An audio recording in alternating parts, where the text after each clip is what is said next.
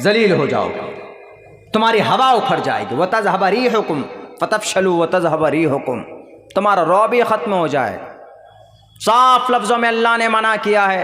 In spite of that, उसके बावजूद भी हम लोग लड़ते। मेरे भाइयों,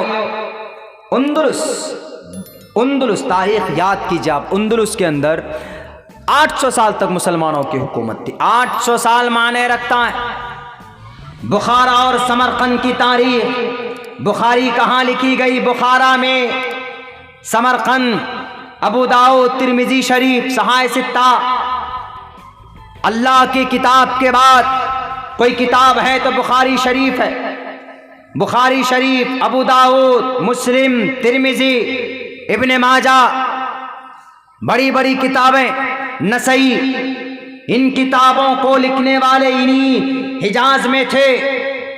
लेकिन जब वहाँ के मुसलमान ऐश परस्त हो गए, वहाँ के मुसलमान डेली मछली लाकर घर पे पकाते, मांस लाकर पकाते, नमाज कभी नहीं पढ़ते, और जब बात आती जलसे की तो 2 तंजीमें हो जाती।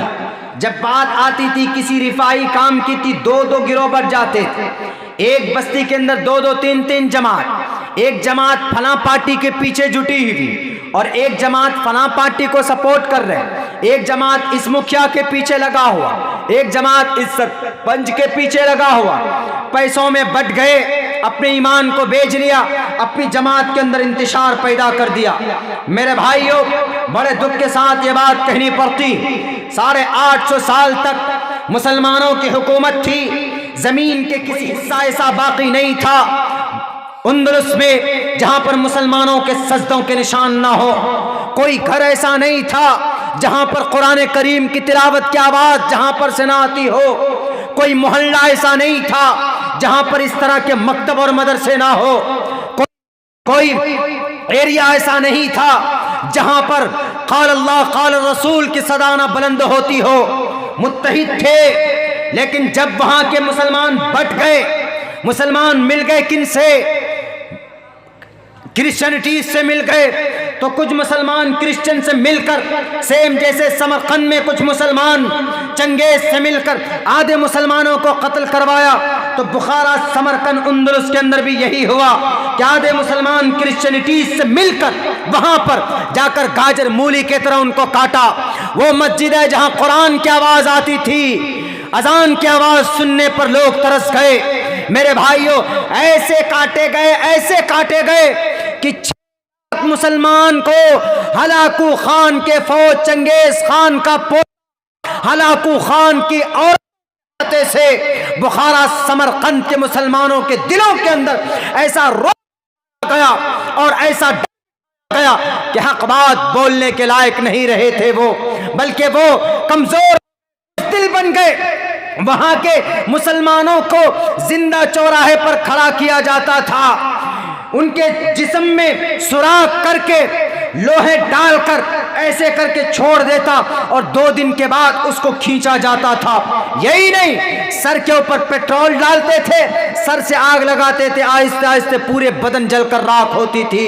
इससे भी उनका मन नहीं भरता था, तो कभी कभी ऐसा करते, हमारी माँ और बहनों को चौराहे खड़े करके उनके बालों को पकड़ पकड़ कर एक एक बाल उखाड़ते थे, उनके पिस्तान को, ब्रेस्ट को चाकुओं से काटते थे, उनके प्राइवेट पार्ट के सरिया डालकर नीचे से सर के ऊपर से निकाला जाता था और माए चीखती थी, कप्तान सलाहुद्दीन अय्यूबी के औलाद, तारिक बिन जियाद, उन माँ की आज भी यही आवाज है जो बुखारा और समरकंद, बगदाद खानों में इतनी किताबें लिखी गई थी, जगह नहीं थी कुतुब खाने में, बाहर वहां पर खटाल लगा किताबें रखी जाती थी। इतनी अच्छी हालत में मुसलमान थे। लेकिन जब वहां के मुसलमान आपस में दस्ते गिरेबां हुए, एक दूसरे पर कुफ्र का फतवा लगाया, दाढ़ी के ऊपर, टोपी के ऊपर, तलाक के ऊपर, रफ़े दैन के ऊपर, अजान के ऊपर, नमाज के ऊपर, मस्जिद के ऊपर, नबी पर झगड़ा, आलिमुल गैब है कि नहीं है, नूरो बशर पर झगड़ा, मुख्तार कुल के ऊपर झगड़ा, हाजिर नाजिर के ऊपर झगड़ा, कलिमे कलीमे के ऊपर झगड़ा, एक आयत में ऐसे झगड़े क़द जाअकुम मिनल्लाहि नूर, कुरान में जब खुद नूर कहा, इसके ऊपर झगड़ा। उन गद्दार, उन जिनको spiritual person of the religion कहा जाता है, वो लोग जो अपने आप को बड़ी पगड़ियां डालकर और नीले पीले कपड़े पहनकर कुर्सी पर बैठकर, उन लोगों ने जो वहां के है वहां कहा कि ये सही है, ये मुसलमान असली मुसलमान है, ये मुसलमान जन्नती मुसलमान है, ये मुसलमान तो जहन्नमी मुसलमान। तुम कौन होते हो सर्टिफिकेट देने वाला? जन्नती और जहन्नमी का फैसला अल्लाह ने कुरान में कर दिया है, वनहन नफ्स अनिल हवा फइन्नल जन्नत हियल मावा। जो आदमी मनहियात पर, कुरान और शरीयत के बताए मना की हुई चीजों से रुक जाए, अल्लाह के फरमान के मुताबिक, नबी की सुन्नत के मुताबिक जिंदगी गुजारेगा, फइन्नल जन्नत हियल मावा, वो जन्नत में जाएगा। तुम कौन हो गुस्ताख रसूल का फतवा दे मुहर लगाकर जन्नती और काफिर कहने वालों? अरे अल्लाह अलैहिस्सलातु वस्सलाम ने भी किसी काफिर को काफिर नहीं कहा। हम तो फिर भी कहने वाले हैं, हम तो फिर भी इस धरती के कौम है हालत पर उनके इख्तिलाफी मसाइल जो भी हो, लेकिन जब वहां के मुसलमान, बगदाद और समरकंद के मुसलमानों की यह हालत हो गई, तो हलाकू खान के फौजों के जरिए से सफ़े हस्ती से वहां के मुसलमानों को गाजर मूली की तरह काट दिया जाता है। वो मुसलमान जो आग के समंदर में कूद जाती थी, 300 जो तूफानों से मुकाबला करती थी, जो बादशाह के दरबार में पहुंचकर उनकी तलवार थी टेढ़ी मेढ़ी तलवार, तो उनके ढाल को चीरकर उनके पहलवानों के जिस्म के 2 टुकड़े करते थे। आज समरकंद में लुट रही, किस वजह? वो मदद कहां गई जो जंगे बद्र में नाजिल हुई थी? जंगे बद्र में नाजिल हुई थी वो मदद इत्तिहाद की बुनियाद पर, खुलूस की बुनियाद पर, अल्लाह सजदे में है, दुआएं कर रहे हैं। यहां तो ना कोई दुआ करने वाला, ना कोई सजदे में। हम एक दूसरे पर कुफ्र का फतवा लगाएं और अल्लाह से, आसमान से हम मदद की उम्मीद करें। It's impossible. यदुल्लाहि अलल जमा, अल्लाह की मदद जमात पर होती है, मुख्तलिफ तंजीमों और गिरोहों के ऊपर अल्लाह की मदद नहीं हुआ करती। मेरे भाइयों, ये तारीख है, ये इतिहास और ये हिस्ट्री है आपके सामने में। चूँकि इत्तिहाद मिल्लत के ताल्लुक़ से बात हुई है आपके सामने में, तो ये सारी बातें हमने इसलिए रखी चूँकि आप में से भी आधे आदमी एकदम मुत्तहिद होकर सोए हुए। अल्हम्दुलिल्लाह, एक को देखकर दूसरे को मजबूरी है।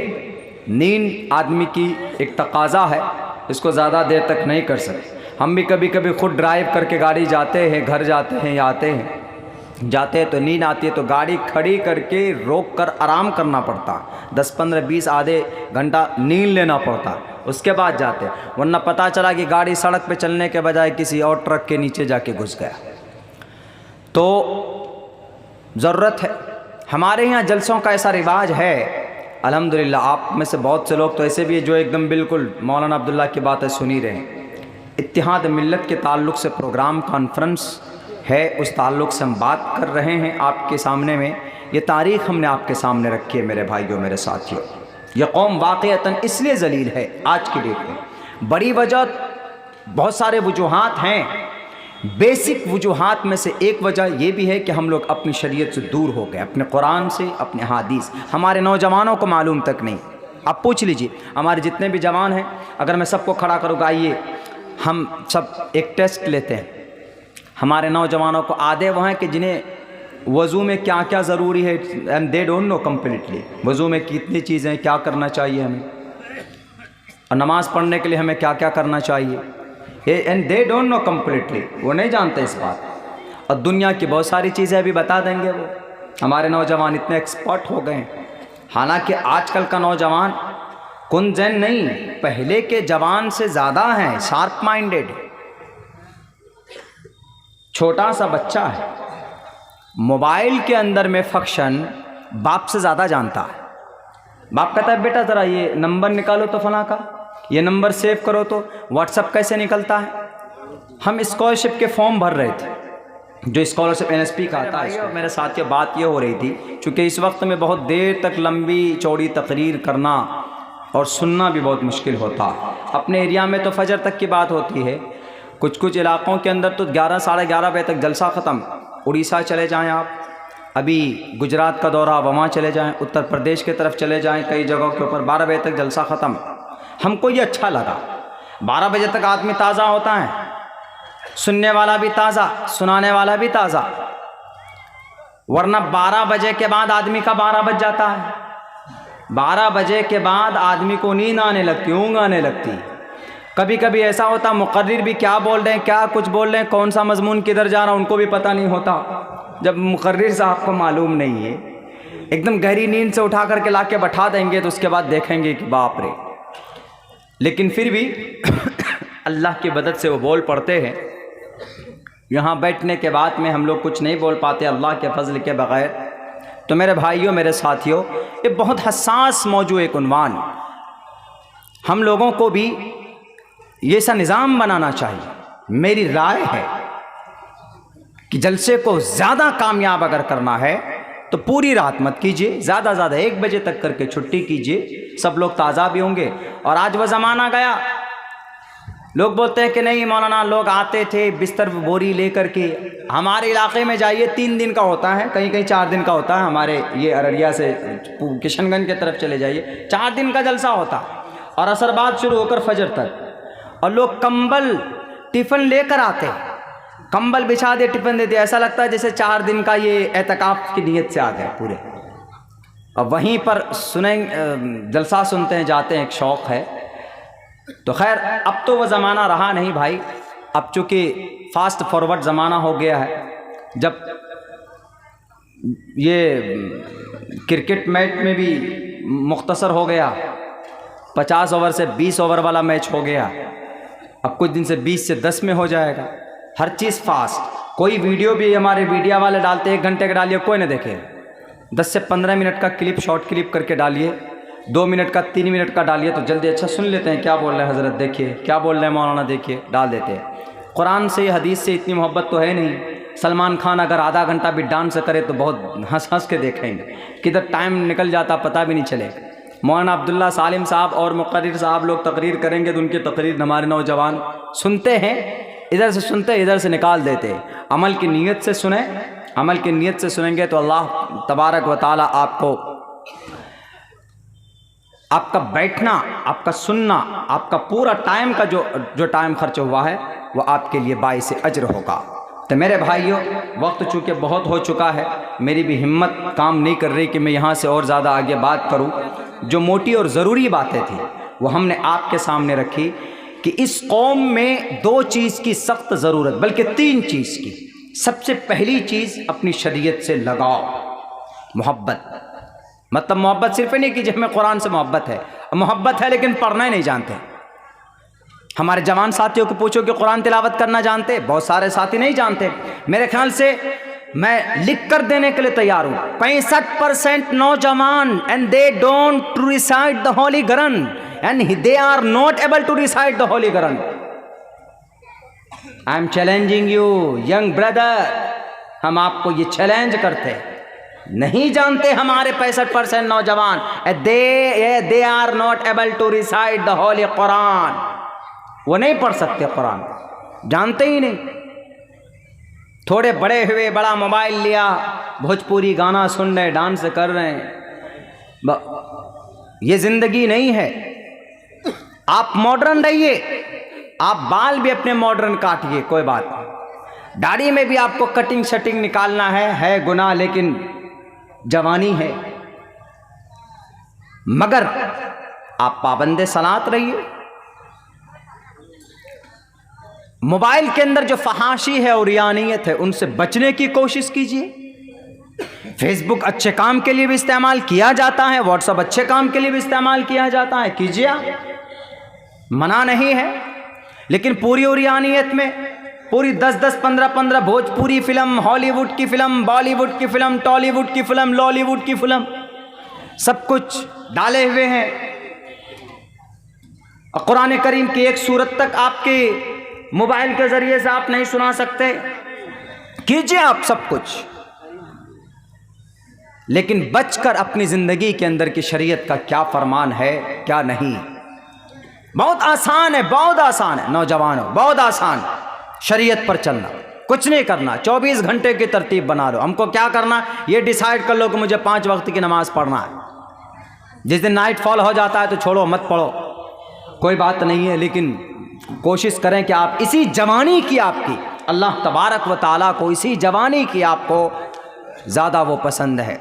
वन जब पूछेंगे वन शबाब ही फ़ीमा अफना फ़ीमा अबला, वन उम्र ही फ़ीमा अफना, चली जाएगी जो ज़िंदगी आपकी। आप ये ना सोचो कि हो मैं 30 साल का हो गया, हैप्पी बर्थडे टू मी, क्यों today I become 30 years old, आज मैं 30 साल का हो गया इसलिए हम बर्थ केक लाते हैं और हैप्पी न्यू ईयर बनाते। अरे हैप्पी न्यू ईयर नहीं, हैप्पी ओल्ड ईयर है वो। 60 साल अगर आपकी ज़िंदगी, 30 साल गया ना तो 30 साल नहीं जिंदा रहोगे, वो नहीं सोचता आदमी। जिस दिन आप दुनिया में आए उसी दिन से आपकी ज़िंदगी के अय्याम साल घटने शुरू हो जाते।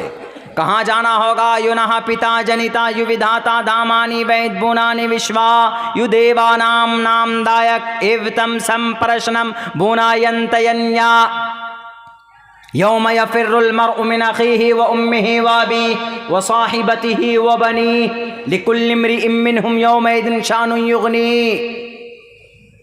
उस दिन से डरना होगा। नमो ब्रह्मणे नमस्ते वायो तमेव प्रत्यक्षम ब्रह्मासी चतुर्भिर्भ्रातृभिर्दैव। बनो चारों खुलाफा के तरह। 11 साल की उम्र में मात्र में हज़रत अली रज़ी अल्लाह ताला अन्हु मुसलमान हुए थे। 37 साल की उम्र में हज़रत अबू बकर सिद्दीक़ मुसलमान हुए। 20 और 26 साल, 20 साल की उम्र में हज़रत उस्मान।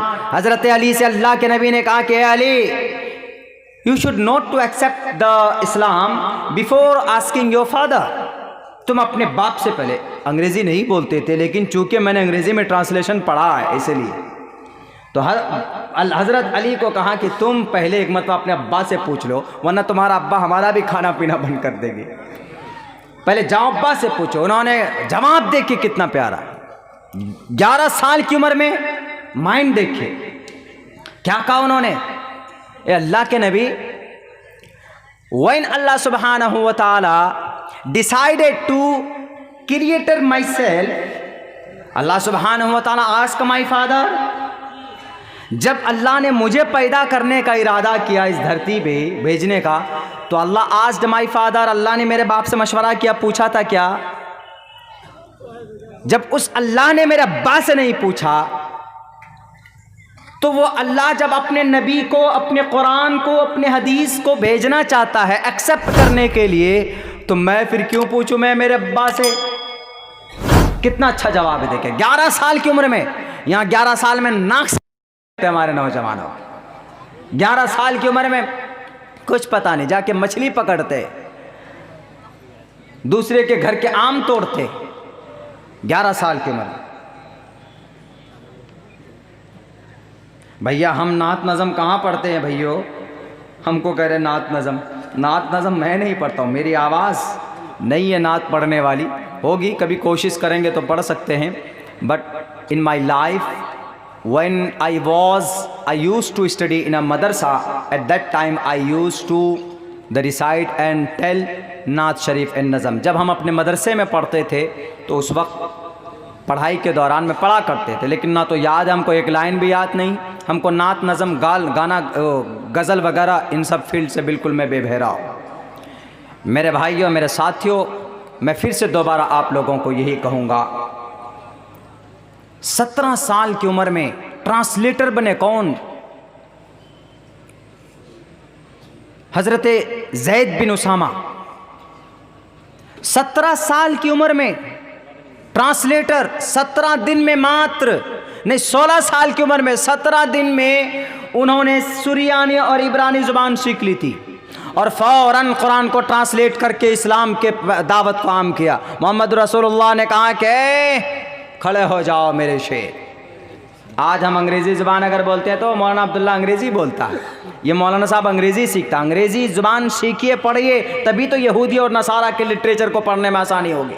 डॉक्टर जाकिर नाइक साहब उनकी गुत्थियों में घुस गए थे कि यहूदी का अक़ीदा क्या है, ये कहाँ से पावर लेते हैं ये लोग।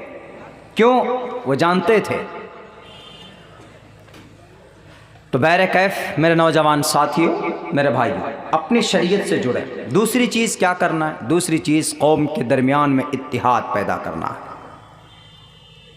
जो भी मुकर्रिर, पहले तो मैं अराकीन मदरसा से कहूँगा, जो भी स्पीकर मुकर्रिर आपके कुर्सी पर बैठकर अगर कौम को भ्रम में डालता है, इख्तिलाफ पैदा करता है, आज के डेट में उन मुकर्रिरीन को स्टेज पर नहीं आना चाहिए।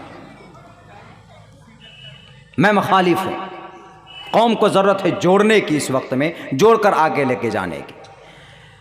तीसरी बात क्या? तीसरी बात मैं वही कहता हूँ जिस फील्ड में मैं काम कर रहा हूँ, कुरान और शरीयत को मजबूती से पकड़िए। दूसरे नंबर पर मुत्तहिद होइए। तीसरे नंबर पर अपने बच्चों को पढ़ाइए, तालीम दीजिए। ये 3 फील्ड में काम कर लो, मैं आपको गारंटी देता हूँ, मैं मर जाऊँगा, मैं मरकर कब्र में भी चला गया ना, तो 50 साल के बाद अगर कौम के अंदर तब्दीली ना आए तो मेरी कब्र से उठाकर लाना और पूछना और कहना कि अब्दुल्ला सालिम बताओ, तुमने 50 साल पहले वादा किया था। 50 साल बीत चुके हैं, हमारे बच्चों के 50% एजुकेटेड हैं। हम देखो सारे के सारे लोग एक आवाज़ में रंगभूमि मैदान को भर देते हैं। जौन सा भी मकतबे फ़िक्र का हो, सब के सब लोग आ जाते हैं। हम मुत्तहिद भी हैं, 5 वक्त नमाज शरीयत को भी मानते हैं, नमाज रोज़े भी करते हैं, और हमारे बच्चे लॉयर हैं, हमारे बच्चे मुबल्लिग हैं, हमारे बच्चे स्पीकर हैं, हमारे बच्चे मैथमेटिशियन हैं, हमारे बच्चे इंजीनियर हैं, हमारे बच्चे डॉक्टर हैं। आज भी हमारी वही हालत है। तो मैं उस वक्त इंशाअल्लाह आपको जवाब दूंगा, अगर तब्दीली 50 साल के अंदर ना आ जाए, कब्र खोद खोद कर अब्दुल्ला सालिम की हड्डियों को लाकर सवाल करना, आप ज़रूर अब्दुल्ला सालिम जवाब देगा, अगर अल्लाह तबारक व तआला ने चाहा। क्योंकि तारीख़ बताती है, किसी कौम के अंदर अगर तब्दीली आई है तो उस कौम को इत्तिहाद के साथ तालीमी मैदान में आगे बढ़ी है वो कौम, तो वो कौम आज इस दर्जे पर पहुंची है। मिसाल हमारे सामने यहूदी और भारत के अंदर राष्ट्रीय स्वयं सेवक संघ RSS वाले, ये 3 काम कर ले हम, बाकी कुछ नहीं करना है। आप चले जाएंगे, आपकी नस्ल सुखी रहेगी, आपकी नस्लन बादा नस्लिन, एक से एक नस्ल आएंगी। और इंशाअल्लाह बशारत भी है, पूरी दुनिया के अंदर इस्लाम का डंका, ईमान का, कलीमे का डंका फैलेगा, पहुँचेगा। हुवल्लज़ी अरसला रसूलहू बिलहुदा व दीनिल हक़्क़ लियुज़हिरहू अला दीनि कुल्ली व कफ़ा बिल्लाहि शहीदा। साफ लफ्ज़ों में मेरे कह बहुत हो गया। मेरे भाइयों, मेरे साथियों, आपके इस पर्चे को मैं माजरत पेश करता हूं, चूँकि मैं नहीं जानता। बाकी आप सब लोगों से यही दुआ करता हूं इस कबूलियत की घड़ी में कि आप लोग वादा करें कि इंशाअल्लाह हम लोग इन तीनों काम में, पढ़ा लिखा, जाहिल, नाखानदा, सारे लोग अपने जहन में ये बातें बैठाएँ कि अगर तरक्की चाहते हैं तो सबसे पहले नंबर पर ये तीनों काम करना है। इंशाअल्लाह तब्दीली आपके मुक़द्दर होगी। बहुत बहुत शुक्रिया, जज़ाकल्लाह। अस्सलामु अलैकुम व रहमतुल्लाहि व बरकातहू।